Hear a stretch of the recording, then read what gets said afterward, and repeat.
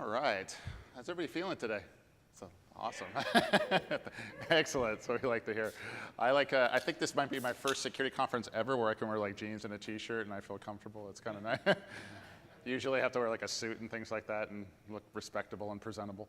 But this is LocoMocoSec, where we get to do it our way. We get to learn stuff, and we get to interact with really cool people who are clearly passionate about what they do. And we've had a lot of good content, a lot of fantastic speakers throughout the day. And what we wanted to do for this particular panel is give an opportunity, because these gentlemen here, and I'll introduce them briefly, have done some amazing work in their careers. And it's work that's worth diving into a little bit, that we can get some lessons learned, and it gives you an opportunity to peer more into like what motivated them, what challenges they ran into, and really learn from these guys. So I've been fortunate enough to done some cool things here, but I've also looked up to these guys a lot because they've done some really amazing things and put a lot of software time into the world. So who we have here is Gene Kim. Gene Kim's career goes way, way back, probably predates even mine. Gene Kim was the primary developer and creator of Tripwire, for those that don't know Tripwire. So imagine that, we get to have Gene Kim on stage, and is also a published author. We'll give them an opportunity to dive more into about what Tripwire does, and everything like that. We have Troy Hunt, who is the very famous Have I Been Pwned website, and all the other cool, I'm forgetting the name of the website right now that you post all your content to. I'm sorry? No. The platform. Not Patreon. Pluralsight. There we go. All the content on Pluralsight. Sorry. Yeah, you kind of educate everybody in AppSec. And we have Mark Arpaia, who gave us a great presentation on Osquery. So that's all I'm going to say for the moment, and I'll ask these guys some questions. But if I guess Troy, you got the mic. Please tell us exactly what Have I Been Pwned is, and like why you started it. All right, so my elevator pitch. So Have I Been Pwned's a data breach aggregation platform. So when there's a data breach, like I mentioned this morning, LinkedIn, Dropbox, Ashley Madison, and about 270 others, when the data is distributed publicly, I locate it very often through sources that provide it because they support the project. I aggregate it, so I extract the email addresses out of it. It all goes up online into a whole bunch of cloud storage magic. And people can then come along, search it, and say, where was I exposed? And there's about just under 5 billion separate accounts in the system at the moment. The thing got... Did you say accounts or records? So I call it accounts insofar as I have personally 12 accounts. Now with that one email address, it's been in 12 different breaches, not Ashley Madison. So it's been on a bunch of different places. And then I guess there's a whole bunch of other stuff it does, but in terms of scale, it's anywhere from 100,000 people a day through to, I looked at today and I had 111,000 in the last 6 hours. So it is very surprisingly popular. I don't know why it's so popular, but here we are. Fantastic. Gene. Why don't you go for it next? Cool, yeah, my name is Mike, not Mark. But, sorry. It's all good. It's actually more common than you would expect. So OSQuery, if you saw the talk earlier, if not, OSQuery is an operating system instrumentation tool, and it allows you to articulate facts about operating systems in SQL, and then use that concept to generate interesting logs about your environments. On that one, why that problem? Like, why did that problem need to be solved? Operating system intrusion detection? Yeah, why did Osquery need to be built? Like, why did, like... Yeah, so I mean, I've been working on host intrusion detection for a bit, and OSQuery specifically, I went to Facebook, and Facebook had like not so great intrusion detection on Mac OS and like nothing in production. So we really wanted to improve intrusion detection on Mac OS as well as add it in production. And we looked around at trying to use a lot of existing tools like OSSec and Tripwire and Google GR and stuff like that, and none of them like checked all the boxes that we need, and I kind of articulated what those boxes were in the original talk when we open sourced it at Security Scale in 2014. Yeah. Excellent, thank you.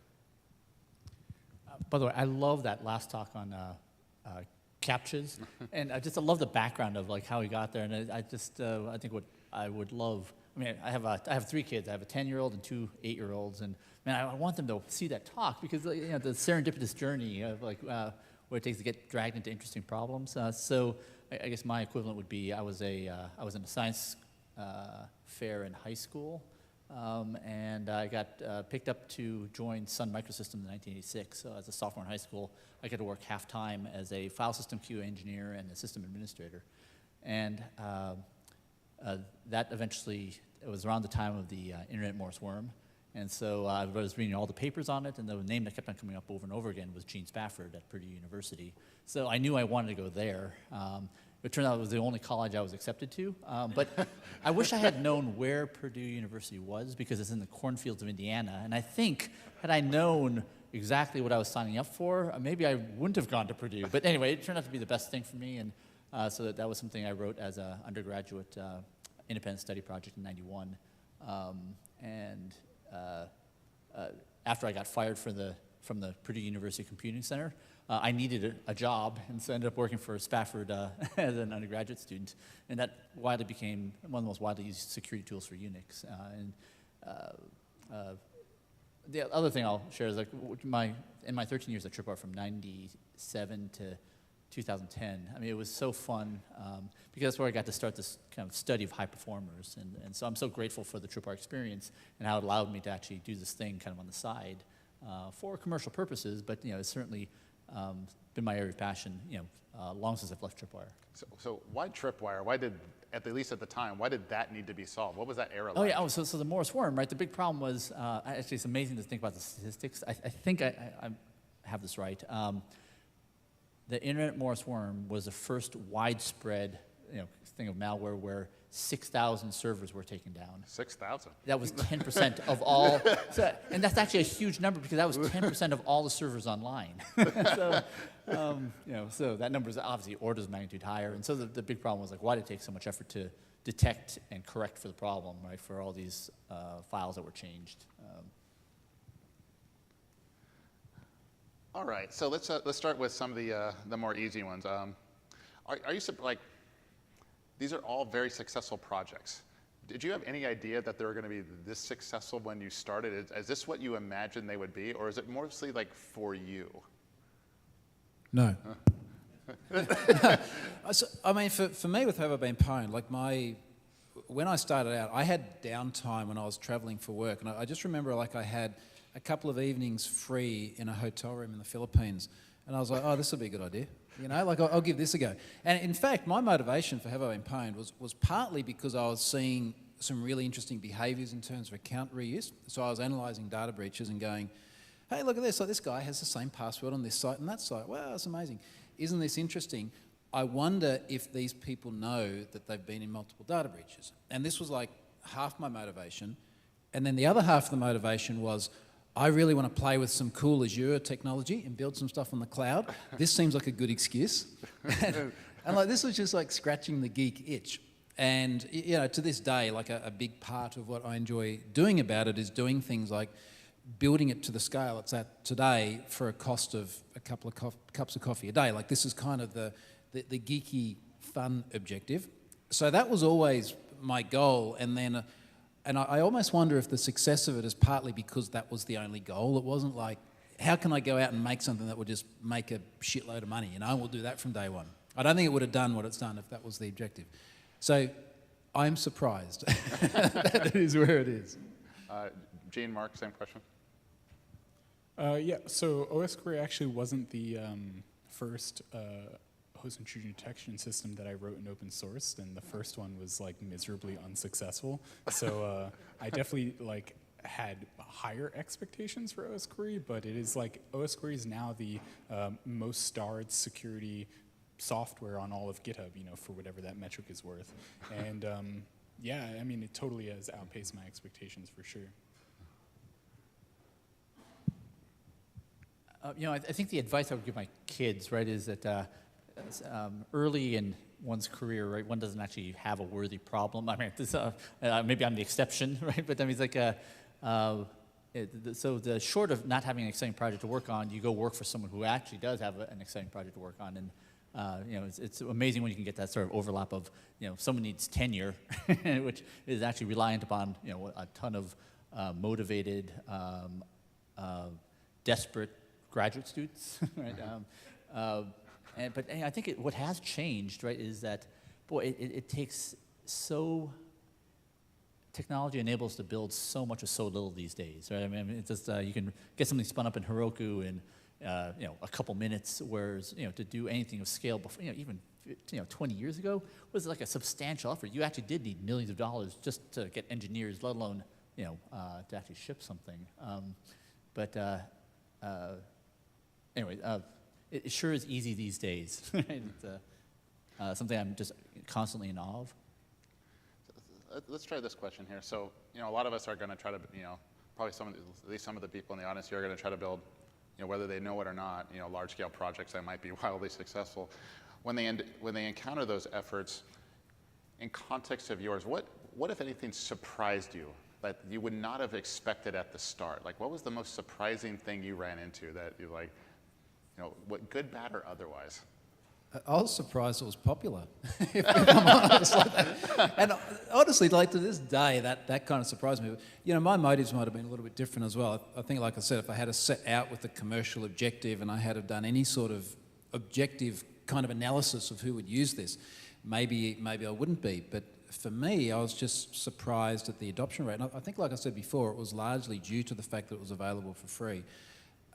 As I touched on the keynote as well, one of the things that sort of surprised me is using the word pwned, which is, I'm sure some people probably hate it, but using that seemed to generate a sense of interest and curiosity that I never would have had before. And I never called it that because of that. Frankly, one of the reasons I called it that is because I could get the domain name and I could get like the .com version of it and the .com.au.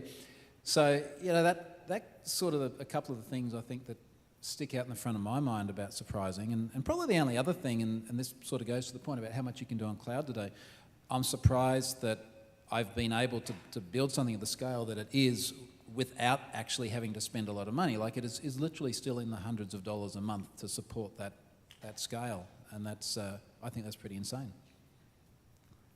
How about you, Mark? What surprised you about the project? Something that, you wouldn't have expected at the start? Other than like it became popular. Sure, yeah.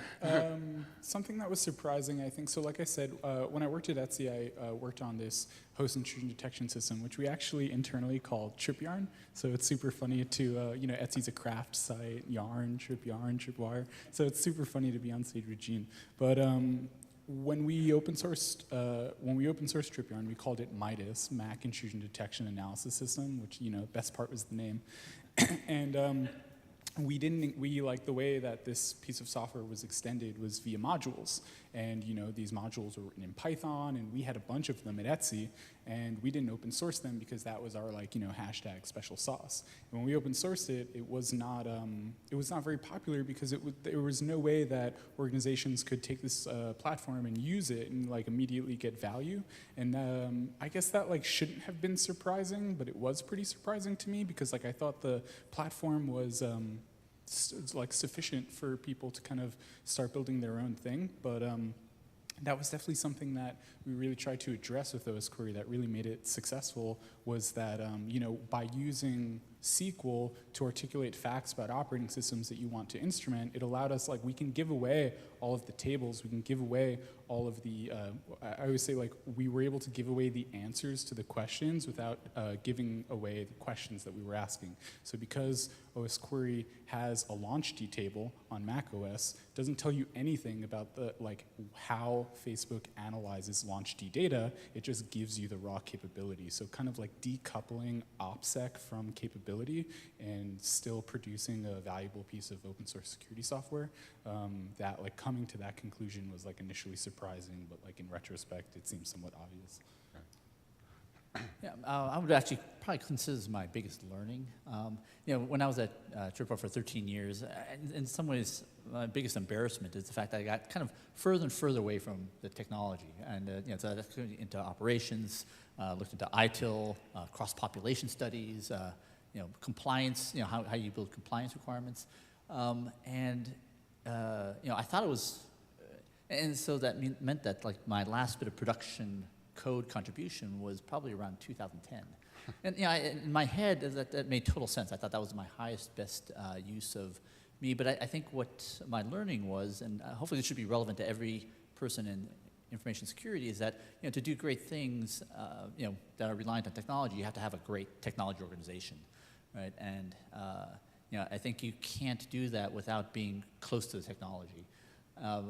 So I guess I got my graduate degree in composite design. I was telling someone in this earlier today, that even though I was formally trained in that, I self-identified mostly as an ops person, to some degree security, but then sometime in the last 2 years, something flipped. It's like, and I really self-identify as a developer, right? It's never been so much fun to build things, and I've been having so much fun today. Just my language of choice now is Clojure and ClojureScript. That exists on the JVM or JavaScript, and there's just it's never been so fun, to be building things, and it's never been easier or cheaper to do it. And so I think what the implication for security professionals is there's a comment from the one presented in JavaScript. She said, to opine on frameworks, you actually have to be familiar with the frameworks and the idioms and so forth. It's like, oh my gosh, yeah, right? I mean, in some ways, we have to be expert in the things that we're supposed to be contributing to, and ideally, we should be contributing as fellow engineers, not as some sort of compliance person at the end, right? Who's shaking our finger saying you're doing all these things wrong. So just one last question before we open it up to you guys to ask questions of these guys and give you that opportunity. What would be one thing you would recommend to those here that are perhaps looking to follow in similar footsteps to build their own super cool project to solve their own major problem that they're seeing, whatever it happens to be, to scratch the itch, something that's personally interesting? What would you recommend? A lesson learned. I would actually say this almost goes into sort of the thing of engineering greatness, right? You need great technical practices, cultural norms, architecture, and so forth. But the thing that I'm become very fascinated about is the success of those projects. Right? What actually causes certain GitHub projects that get all those great stars? And I think one of the working theories we have is that it's about how easy it is to make a contribution. There's nothing more frustrating to put in a pull request, only to have no one ever look at it and just get parked there for years, right? I think the ones that really, the working theory is that the ones that succeed are the ones where you can make a contribution, you get thanked, right? And that creates a positive feedback loop. So if you are working on one of these open source projects, right, make it as easy for possible as to contribute, and whether it's content, whether it's documentation, and so forth. And I think there's a lot of reasons to believe that how quickly, just like lead time into production is a leading metric, it's like the lead time for some desire to contribute to actually being in the repo is probably an indicator of project success. I think for me, on reflection, probably one of the best things I did was I had a really simple minimum viable product. Like my MVP was, there's a text box on a page, and you enter an email address and it will come back and tell you stuff. Like it did really, really simple stuff. But I iterated really quickly on it. So it's like that went there, and a few weeks later, okay, now there's an API. And then a few weeks later, now there's a domain searchability. And I just feel that in this industry, and I think back to sort of my corporate time as well, we spend so much time trying to get everything just right. And I suspect as security professionals we do that a lot as well. Like let's set a really, really high minimum bar. And somewhere in there, there's a healthy balance between trying to have enough features and enough security and actually trying to deliver working software. And I think if we can get working software out there much easier, even if it's a limited subset, that gives us the opportunity to get traction and grow the thing and then to add to it over time. I would say the thing I would love to see in open source security software is, I'm going to use an example. So does anyone remember the wire lurker malware on macOS? It doesn't really matter. There was a piece of malware called Wire Lurker on macOS like a year or so ago, several years ago actually, and Palo Alto Networks found it. And they wrote this Python script that you would run, Python detect wirelurker.py, and it would like print a line, and it would be like, it would print like 8 lines, and one of them might say, hey, like you're infected with Wire Lurker. And like that, in my opinion, wasn't I think the research was great, but I don't think that was a really compelling piece of open source software because the people, the audience for that kind of capability are organizations. Organizations care about whether or not devices are infected, and that piece of software wasn't necessarily super. You can't deploy that, run it, look for this string in the output. That's not a great way to productionalize this detection capability. So I would just encourage you to reason about the intended audience of what you're going to create and reason about how those individuals like to deploy software in their environment and how they can get signal most effectively and stuff like that. And if possible, that instead of writing this new tool, they could have added a piece of public intel to OS query or added an OpenIOC or something like that, that perhaps organizations with existing installations for intrusion detection could have just ingested that intel or something. So just reason about how your audience is going to consume what you're creating and try to make it as effective and simple for them as possible to integrate into their environment. Fantastic. So opportunity for you guys to ask questions of these guys. Just raise your hand, I'll call on you. What questions might you want to ask of these guys? Yes? So one of the challenges I think we all face is sort of that security versus convenience. So I'd just be interested in understanding how and where you evaluate where that line is. In fact, one of the fun conversations I'm looking forward to continue with Dr. Batt from earlier today, we were reflecting on the talks that we heard, and I think my primary reaction is yes, DOM, Purify, and all these things are absolutely great, but I never want to type those. I want to never type those words. I want the compiler to do it for me. Right? I mean, I think one of the things the hardest thing I've ever done was actually learn a functional programming language like Clojure, and what I found was that, and it really took me 60 hours of reading before I could write my first line of code. I mean, it's a Lisp language. I've never learned Lisp before, but what I learned in doing that was that, wow, there's a whole category of errors I don't make anymore just because, mutating state is just so treacherous.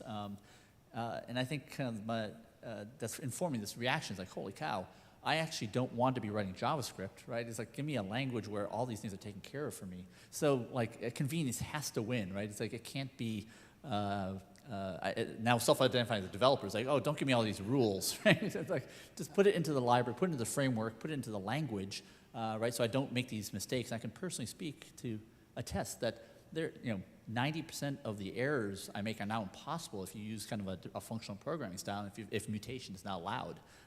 That'd be, if I would put that out to you, it's man, wouldn't it be great to actually have this integrated into TypeScript or something where the compiler is actually protecting you. I think we often lose track of the convenience side of things in security, and I'll give you a really good example. I wrote something in September about iPhone 10 and Face ID, and look, there's going to be biometrics and it's going to be easy to unlock your phone. And it's a little bit different for me being in Australia and having a large American audience because there's a lot of social things that are different. And I kept hearing from security and privacy people in the US, they said, you should never use biometrics because the cops can force you to unlock your device if it's biometrics, but they can't if you've got a PIN. And as I probed away at this discussion, you realise how absurd it gets. And I had some person say, well, what if you're driving along in the car and the cops see you and they don't like you and they shoot your friend, and then they come over and you've been videoing as they shoot their friend, and they come over and say, can you please unlock the phone for us so that we can erase the evidence of you videoing the friend? And they can do that if you've got biometrics, but not if you've got a PIN. And I'm they're just going to shoot you too.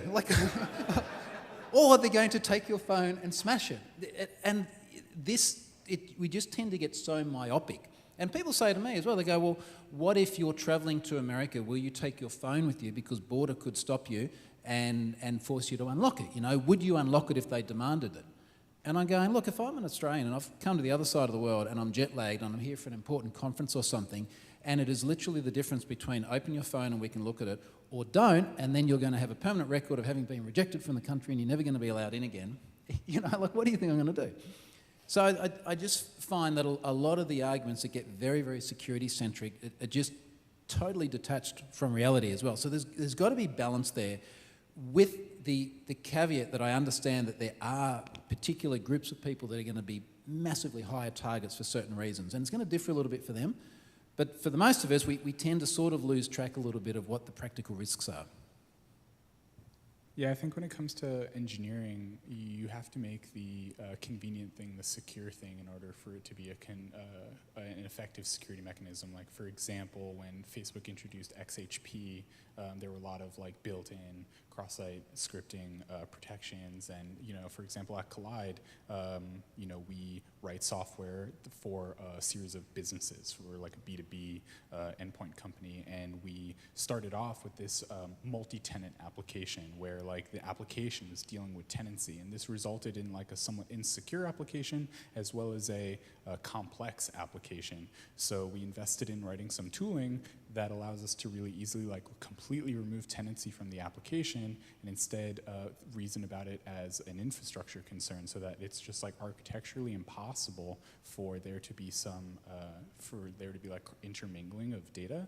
And so like the application is simpler and the application is more secure, and like these are the these kinds of things I think are the best security mechanisms in modern engineering.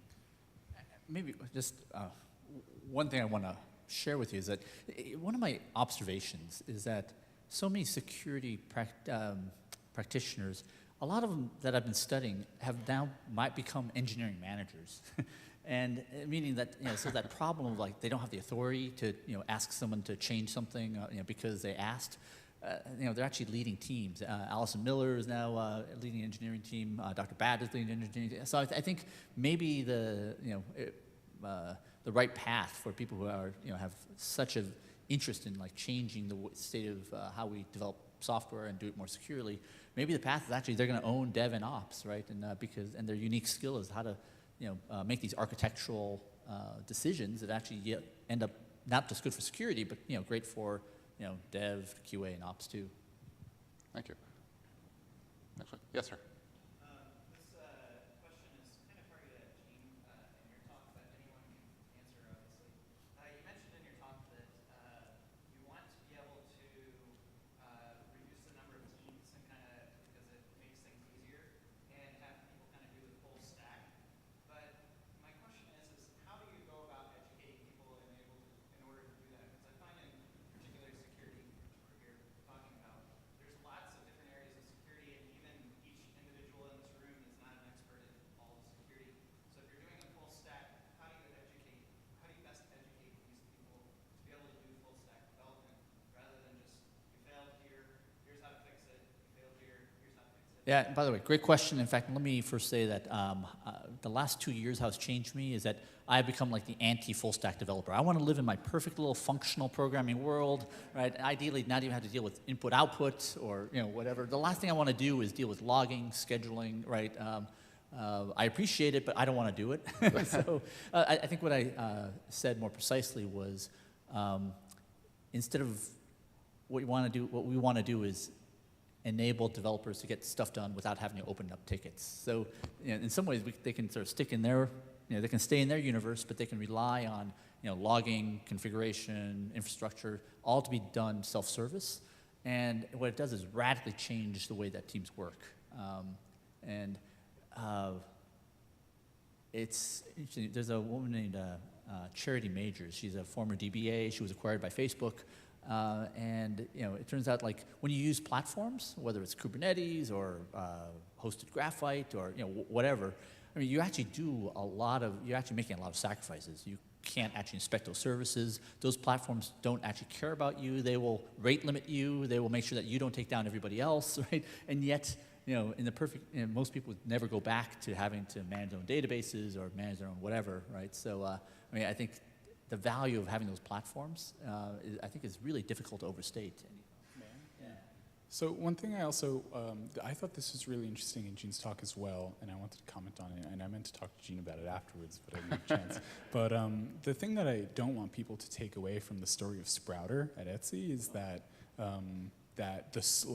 there was a design, an architecture that like created, it was a leaky abstraction, you know, like there were 2 teams, there was a 3rd project, now there were 3 teams, and like they weren't decoupled well. So I don't think the solution to this is, you know, monolith everything or create one team, because at Facebook, for example, this abstraction was GraphQL.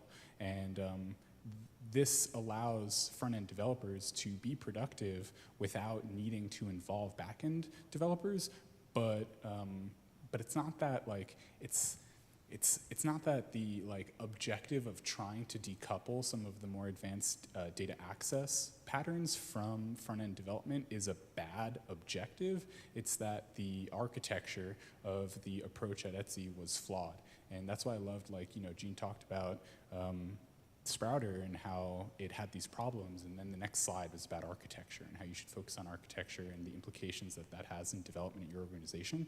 So yeah, I think the conclusion to take there is not necessarily that you know, minimize the number of teams. It's that allow teams to be decoupled in their productivity. Awesome. Yeah. So then how do you decouple them and get them to cooperate effectively, I guess? Because you probably only have like 3 security teams if they're decoupled. And how do they help an entire organization? Oh, yeah, okay, great. And so I think, right, I mean, I think kind of to massively oversimplify, that the model used to be, I'm going to put in my application for a security review, right, and then, you know, I'm going to wait a month or two, right, and I can get the big PDF file. And I think the model is more looking like, all right, you can do a security scan on demand. It's going to be integrated into this continuous integration pipeline, or not. It doesn't matter, right? There's an amazing Twitter story from Matadal, Collins, and Justin. I mean, they didn't even integrate into the CI pipeline, but the fact that developers could do it on demand without asking someone to do it radically changed behaviors and the outcomes. And I think that the work now looks more like, hey, I'm going to pair with you. I can pair with you, right, to help developers do things securely. We're going to train developers en masse. You know, we're going to do design reviews alongside the sprints. I mean, so I think it means that we're part of a team as opposed to sort of like some sort of distant approval body, right? Yes, sir. Who gets? I guess Oleg, you get the last question. Oh, sure. It was a surprise to me when you said in your presentation that when ratio of QA to dev is small, outcome is better. I started thinking probably the same is true about security. Absolutely. Right? Do you think it is so? So I'd like, instead of like, you know, babysitting developers, probably we just should do the so-called shift left. Right? Yeah. And let them do everything except from the most complicated things like research, So I think that was my conclusion from the Mario presentation, right? It's like, you know what, in fact, the famous Facebook transfer, you know, the turning point, arguably, right, I get the date wrong. It was around 2008, 2009. In the ops engineering team, there was this rule that, you know, if you're having a meeting, you can't have your laptop open unless you have a live site incident going on right then. And there was this one famous meeting where no one could close their laptops. Like all 14 people had their laptop open, fighting 14 different incidents, right? And like the lore goes that was when was it Chuck Pedro? Chuck Rossi, or somebody, right? They said, all right, from now on, every dev manager, every architect is going to be put on page rotation to share the pain, and so they can see the downstream effects of, you know, the stuff that they're putting into production. And like, I can't remember. I think within 3 to 6 months, suddenly, like the number of like 7 outages, you know, like disappeared. So I would say the same thing for security, right? It's like if everyone knows that I'm going to personally pay the price of, you know, vulns that I put into production, you know, suddenly all the incentives are working the same way. Actually, you know what? I think that's I'm sorry, go ahead, Troy. Okay. I think that's actually a great place to end. As anybody knows my writings and latest talks, it's all about alignment of incentives. I think many of our technological problems, we have solutions for them, but you have to get the right people that can make an impact, incentivized to do the right thing at the right time. In many areas, we don't have that. So I love the incentives comment, just personal thing for me. So with that, we're going to close off the panel and close out the day. I wanted to thank everybody for sharing day one with us. Hope everybody learned a lot and had a great time. Please thank you to the panel. Help me out here.